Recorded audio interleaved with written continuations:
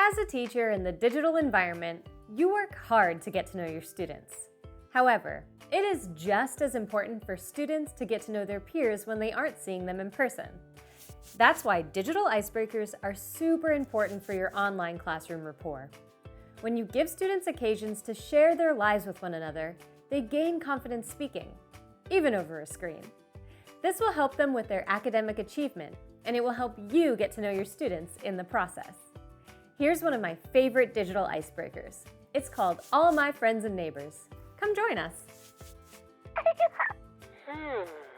My students are really excited about this activity. They're making a list of facts about themselves that they would like to share with their classmates. The goal is to find out which students share those things in common with them. First, I'm going to model the process. My students will take it from there. Remember to start with the magic phrase, all my friends and neighbors.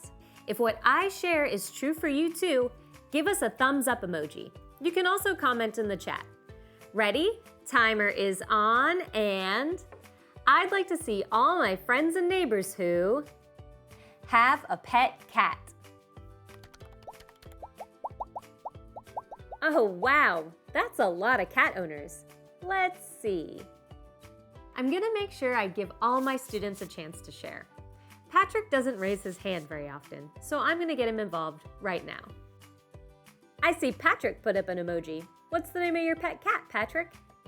Her name is Chili. Chili? That's a unique name. Where did you come up with that? She's orange and stripy and jumps around a lot. Patrick, I have an orange cat too. He doesn't have a tail. We haven't named him yet. I'll pair them up for collaborative work on our next assignment because they have a connection now. All right, Patrick, you get to ask the next question.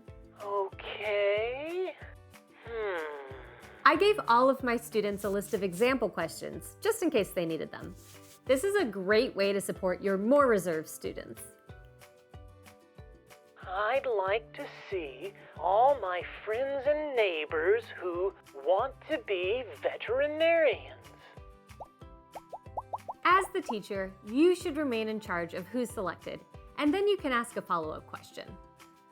Oh, Jasper just put up an emoji. Where would you want your office to be, Dr. Jasper? On a big ranch somewhere. I could take care of horses, and maybe I'll get an orange cat too. Ms. Allison, I have my own question to ask everyone. That's great. Go for it. We talked about appropriate questions so students know the expectations. When students are brave enough to come up with their own questions, you know the icebreaker is really working. I'd like to see all my friends and neighbors who like math the most.